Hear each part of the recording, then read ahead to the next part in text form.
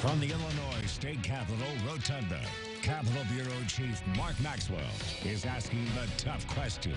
This is Capitol Connection. Welcome to Capitol Connection. I'm Mark Maxwell, reporting from the Illinois State House on this Sunday, June 14.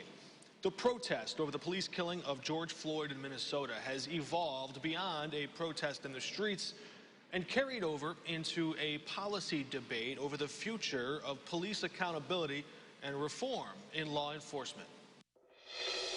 It is a yes or a no. Will you defund the Minneapolis Police Department? But we need to completely dismantle the Minneapolis Police Department. I do support the changes the communities are asking for because it's not working now. Some of the folks that are saying defunding the police, they're saying abolish the police department. And we respect the concerns and freedoms of peaceful protesters, but we're not going to defund the police. We'll take care of our police. We're not defunding police. If anything, we're going the other route. We're going to make sure that our police are well trained, perfectly trained, they have the best equipment. I don't support defunding the police. I support conditioning federal aid to police based on whether or not they meet certain basic standards of decency and honorableness. What I've heard from people in neighborhoods is that they want more police protection, not less. I think it's a poor use of words to describe what many people really want, right? It's change. They want fundamental change in the way that police operate. And so there's obviously an element here of how about avoiding police interaction altogether, for example, when you're dealing with somebody who's mentally ill. Joining us now is Illinois Attorney General Kwame Raoul from his state offices in Chicago's Thompson Center headquarters. Attorney General Raoul, it's good to see you. Thanks for joining us. I want to ask you, what did you think? What did you feel when you saw on video the death of George Floyd? The first thing that came to me is the sort of depravity of the officer. Is very nonchalant as he was killing somebody, and nonchalant at a time when he probably had knowledge that he was being videotaped, knowledge that there were people watching it, but it didn't matter. He must have felt like there would be no consequence to his act, and that really, I think, every time there is one of these incidents that are caught on tape in particular, there's some sort of reaction to it, and I think what we've seen in this one is a reaction that exceeds any reaction to previous incidents, be it Laquan McDonald, Tamir Rice, any of those. And I think some of it grows out of the notion that this officer just must have had some sense that I can kill this man and it doesn't matter. There's not going to be a consequence. And that brings out I think a helplessness in people who have been suppressed, including myself. But looking at solutions, Officer Derek Chauvin has 17 complaints filed against him in a 20-year career, almost one a year. Some of them were for swearing at a civilian, or some of them were more severe in nature. But you've proposed this idea. It's a plan that would require police officers to get a license with the state. How would that, the existence of a state license, how would that address officers like Derek Chauvin, who had those complaints against him in the past, or who had severe moments? What would the consequences be? What would the existence of the license be to deter that kind of behavior? Some of the challenges that those who are at the helm of departments may have in disciplining bad cops, and thereby having to deal with the whole department getting a black eye because there's this one bad cop that has 17, 18 complaints and able to, by way of arbitration or something, get his discipline overturned, or by way of what's maybe in a collective bargaining agreement, have a circumstance where they're protected. The reason why a different either certification scheme or licensing scheme might serve as a deterrent, separate and apart from the employment disciplinary process, is because there's a greater fear of consequence now. If one, like I started out this interview by saying that Chauvin clearly didn't feel there would be a consequence to what he was doing. If one feels like, oh, I will be held accountable, I can lose my ability to be a law enforcement officer off of one egregious act or a series of repeated misconduct, then I'm going to think twice about my behavior. I'm going to rethink how I perform my duties. All right, we're going to take a break in the conversation right there. When we come back, more of our interview with Illinois Attorney General Kwame Raoul. Stick around. Here's to the road ahead. Trust Toyota to be here for you. Now every Toyota hybrid vehicle is available with 0% financing. With fewer stops per gas, Toyota hybrids give you the confidence to go farther. See your dealer or shop and buy online. Right now, you can lease a new 2020 Toyota RAV4 Hybrid for $239 a month. All from the brand you trust, today and tomorrow. Toyota. I don't know how we would have survived without Mediacom. We have 5 kids, and we have Mediacom for all of our internet and all of our cable services. So I'm stuck in my house, but at the same time, I'm connected to people all over the world, and it's been fantastic. Right now, we all feel like the world is in a standstill. The internet has played a huge role in allowing us to stay connected to our jobs and stay connected with the ones that we love. We couldn't do it without Mediacom. Ready to sell your home in 2020? With a guaranteed offer from Ryan Dallas Real Estate, skip the process of listing your home and go straight to sold. Closing in as little as 3 weeks. Stay hassle-free with Ryan Dallas Real Estate's guaranteed offer. It's selling made simple.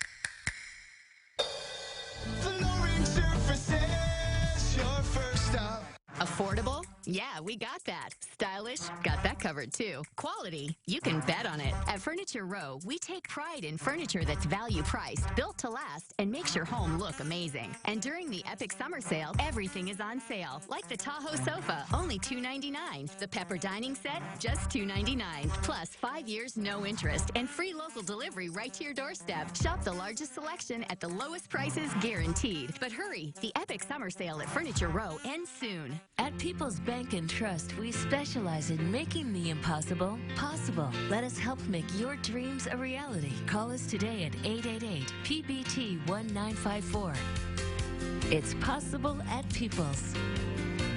Governor Pritzker hesitated to firmly endorse any specific policy proposals about police reform, wanting to wait and see what all the ideas were before putting his stamp of approval on any number of them. But he did argue in favor of or highlight some of the benefits in Illinois Attorney General Kwame Raoul's revived idea to license state police officers. Governor Pritzker talking earlier this week. Take a listen. We've been looking hard at that. I think that you have to think about what are the methods by which people can be disciplined if they're not going to get disciplined by their own police departments, if the investigations are taking place by a police department that may not want to hold some of their officers accountable for, for the kind of behavior that I think we would all find reprehensible. And so I think that's one of the several ideas. It's a way to take it into an independent realm and away from a specific local police department and have perhaps a more independent body look at the problems that a police officer has brought to their job. We're back now with Illinois Attorney General Kwame Raoul. We've discussed this idea at some length now, but when we listen to activists in the streets, Some protesters who are calling to defund police, to abolish police departments altogether, to rethink how we protect our communities. How are you sure that this idea, this different idea to license state police is enough? Do you think that's going to be enough to pacify the masses at this moment? So my interest is not pacification. My interest is to advance policy that can make a difference. And to answer your question, no, that's not enough by itself. I mean, there are fine minds and policy making at work coming up with various ideas that I think are important. There are other ideas that our office are looking at with regards to removing obstacles to people who witness things. Now, all of these incidents that have led to the attention have been incidents that are caught on camera. There seems to be this building crescendo of interest in reforming police nationwide. We're in this moment, right? But then that sort of meets reality. People in the streets are saying defund the police or abolish police departments. Then they run up against the specific minutia about how you actually make progress. So I want to ask you about the broader effort here. One example, we saw in the Democratic primary presidential debate this different tack between evolution or revolution, finding ways to make incremental change or completely reimagining the way we do things. In Minneapolis, they're talking about dismantling the police department and reimagining how they protect their communities. Is that impossible, to start from scratch and completely reimagine how police protect their communities?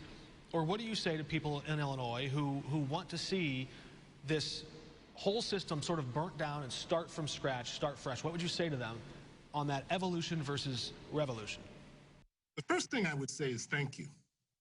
And the reason why I say thank you, not that I agree with, calls to eliminate police. I don't.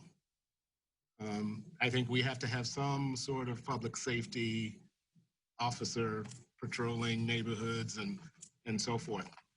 And there are different voices around this defund and this dismantle. There are some who are advocating for just getting rid of police altogether and not having anything that replaces them as a law enforcement body. And there are some who are saying, yeah, we need to take it down to nothing in order to restructure what we want in terms of a public safety department. And I have evolved in my reaction to those calls, because initially honestly, my reaction was, "Oh, come on, that's crazy. We can't even engage in that discussion." But with that discussion, as I've allowed myself to have a little bit more patience with those calls, it does raise the valid question of, can you really fix this problem by tinkering here and there, or do we need to completely reimagine what the operation of public safety is like? There are obviously some obstacles to this notion of just eliminating a police department. As we know, one of the main ones is, when people say defund police, well, you got the pension obligation of all these police officers, and that's a huge cost of what you're funding in police departments. And so you got to figure out what do you do there. But it has forced a conversation that is a little bit, is a legitimate conversation to have about, can we change things just by tinkering, or do we need to think a lot more imaginatively as to how we need to do public safety going forward? When we come back, a conversation with Democrat Betsy Dirksen Londrigan, who wants to challenge Congressman Rodney Davis for his seat in Congress this November. We're back in a moment. Here's to all the farm and fleet dads, the ones who get the job done right and take the time to pass it on. This Father's Day, give him a gift you know he'll love from the store dads love, Blaine's Farm and Fleet. For the casual dad, Life is Good Crusher tees are just $19.99. For the DIY dad, this Milwaukee 2-tool combo kit is only $159. And this 26-piece screwdriver set is half off. Plus, a Blaine's Farm and Fleet gift card is always the perfect gift. My husband needed hearing aids, and he chose Beltone. So I thought, well, I'll give them a try, and I love them. Anytime anything shows up, I take care of it. Beltone, helping the world hear better. When you need to know the weather will be in the coming week, tune in to WCIA3's 7-day forecast. You can count on our team of meteorologists, Kevin Lively, Adam Claybon, Jack Gervin, and Amelia Henderson for the most accurate 7-day forecast. Sponsored by Edelman.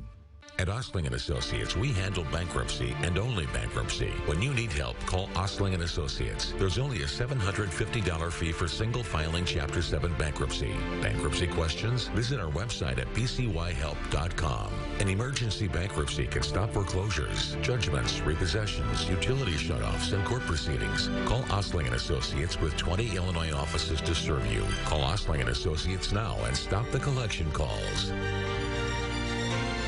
Now more than ever, daily hot tubbing can deliver important wellness benefits like reduced stress, improved immunity, and increased quality time with the people you love. At Backyard Leisure, we're committed to doing everything we can to make sure you can use your hot tub every day, and we want to help. If you've been financially impacted by this unprecedented situation, Backyard Leisure is offering you the essential hot tub care products you need, absolutely free of charge. Visit backyardleisure.com/help for more information. I'm Josh with Backyard Leisure. Hot tub, you need it.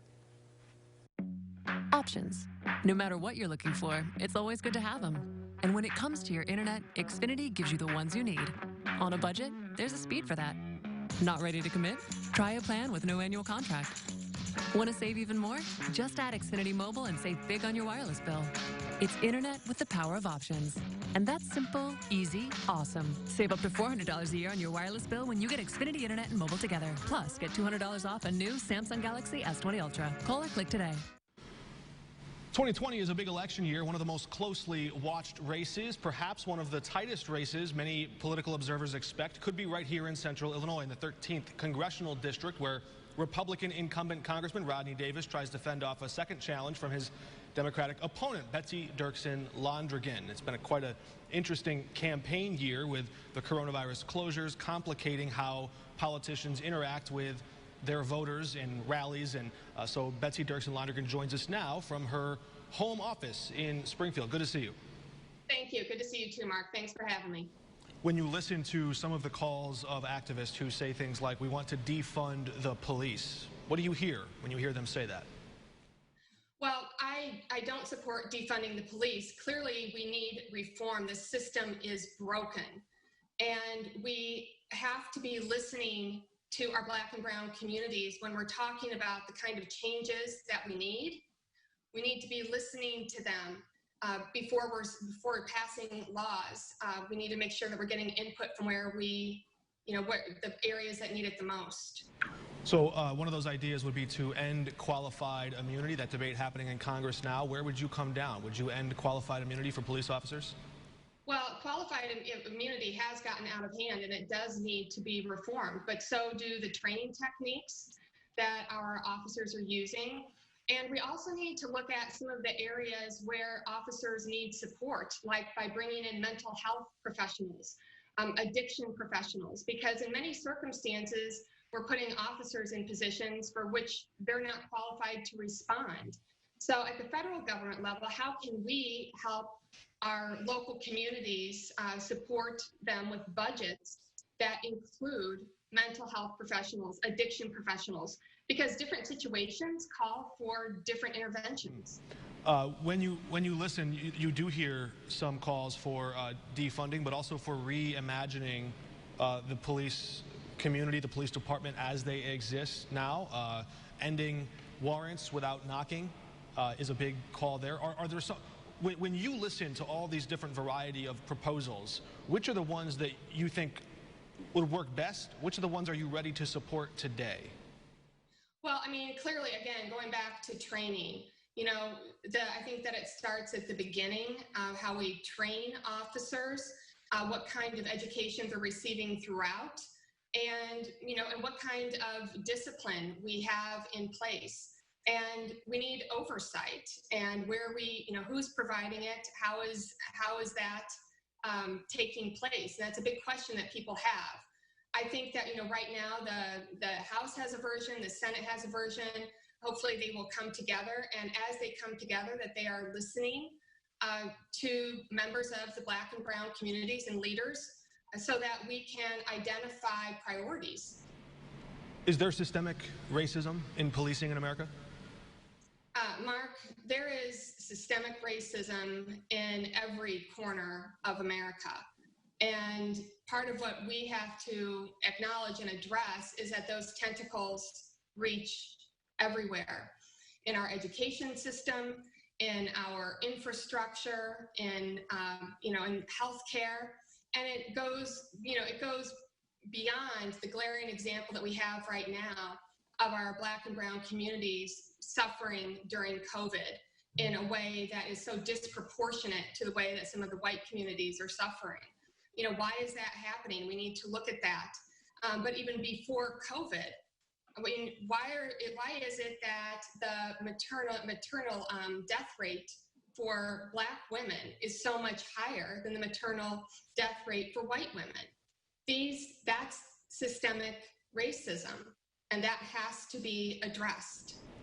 When we listen to some of the rhetoric from politicians running for federal office, many of them, especially the conservatives, will point to Democratic strongholds in big cities or in big states, New York, California, Illinois, or in Chicago or other cities, and they'll say, yeah, but those problems that you just named are worse in places that elect Democrats. How do you counter that messaging?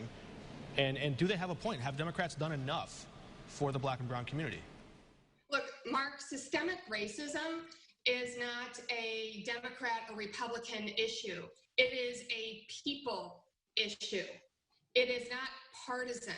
It affects all of us. So to me, this is a humanity issue, not a blue versus red issue. In the absence of rallies, and if it's harder to conduct big events, would it make sense? Would you hope for more debates to carry the campaign on that way, virtually or in person from a safe distance? Oh, I absolutely hope that we have debates. I would love to be able to ask Congressman Davis why he refuses to stand up to this administration when we are watching our law enforcement tear gas and use rubber bullets on our own people. And we are watching a president tweet out, these conspiracy theories about law enforcement officials pushing over a 75-year-old man who is bleeding on the concrete, and they walk by. And Congressman Davis won't stand up to this administration. He won't say, no, we can't tear gas our own people. We can't use rubber bullets on peaceful protesters. We can't push people over and walk by. I would love to ask Congressman Davis, where is his backbone and where is his humanity? I don't know where it's gone. Governor Pritzker was at an event in Decatur earlier this week, and he was asked about the incident in Buffalo where the two police officers now face felony assault charges for shoving a 75-year-old protester to the ground. We saw the shocking images of him on the ground there bleeding. President Trump, you mentioned the tweet there. A lot of Republicans in the Senate in D.C. were pretty silent, or they wanted to avoid the topic altogether when sort of confronted with the president's tweet there. So we asked Governor Pritzker, should Illinois Republicans speak up and directly condemn or call out President Trump's tweet or his message, which by the way, just because they're on Twitter, those are still official statements of the U.S. president. So we asked Governor Pritzker, should Illinois Republicans respond to this? Here's what he said. Yeah, or they should leave office. I mean, honestly, if you can't see that this president is offensive to most Americans, is that he stands for policies that are attacking many Americans, that he's a divisive force in this country, that he would tweet as he did about this Minneapolis man. Look, I don't know this Minneapolis man, but anybody watching that video knows that he was pushed. So, he's just making things up. He does that all the time. And if the Republican representatives in the state of Illinois can't talk about that, can't call it out when they see it, they shouldn't be holding public office. That was Governor Pritzker in Decatur on Tuesday. Some pretty strong remarks there. What would you've already given us a bit of a preview, I suppose. What would you have said to President Trump from your perch should you arrive in Congress? And what did you see in general when you saw the president tweet about these two officers who now face felony assault charges? It was beyond disrespectful. It was absolutely horrifying that the White House would be peddling that type of conspiracy theory and trying to tell us that we didn't see what we saw with our own eyes. And the fact that Congressman Davis refuses to stand up to this administration, even when we saw these law enforcement officers push over a 75-year-old man. The man's bleeding from his head, and they walk by him. We asked, just so you know, just so you know the full picture, we asked Congressman Davis for a response to what Governor Pritzker said. And in a written statement, his office responded and said, I've said before that the president should tweet less. And then, is that sufficient? Absolutely not. This is about common decency. And this is, once again, Congressman Davis refusing to stand up to this administration. He won't stand up to defend a 75-year-old man. He won't stand up to defend the peaceful protesters and the journalists who were getting tear gassed and assaulted by officers. If you cannot find it in yourself to stand up when things that are happening are wrong, then you should step aside and make room for somebody who will stand up. All right, Betsy Dirksen-Lonergan, the Democrat running to challenge Congressman Rodney Davis. Thanks for joining us. We'll be right back.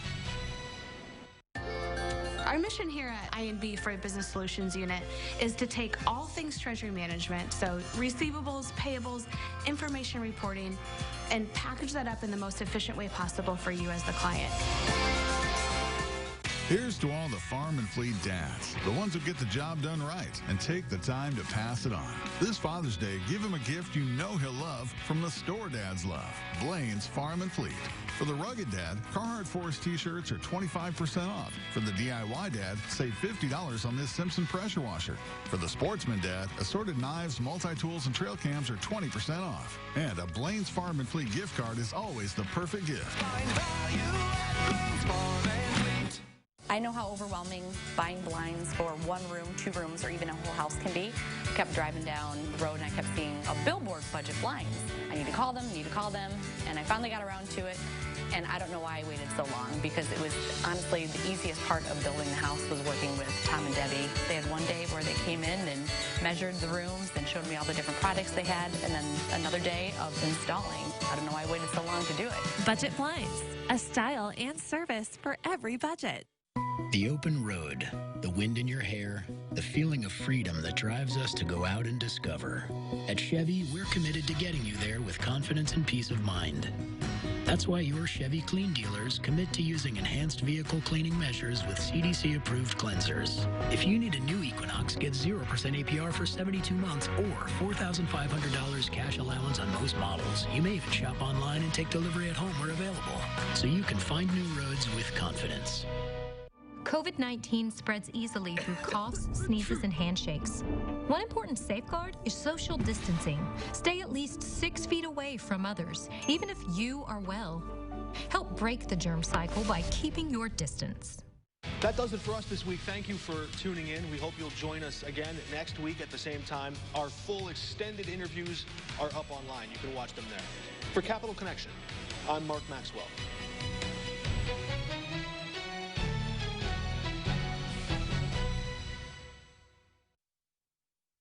Stay connected to the Capitol all week. Follow us on Twitter at CapConnectIL or watch reports from our Capitol team on WCIA 3. You can also find us on Facebook or WCIA.com.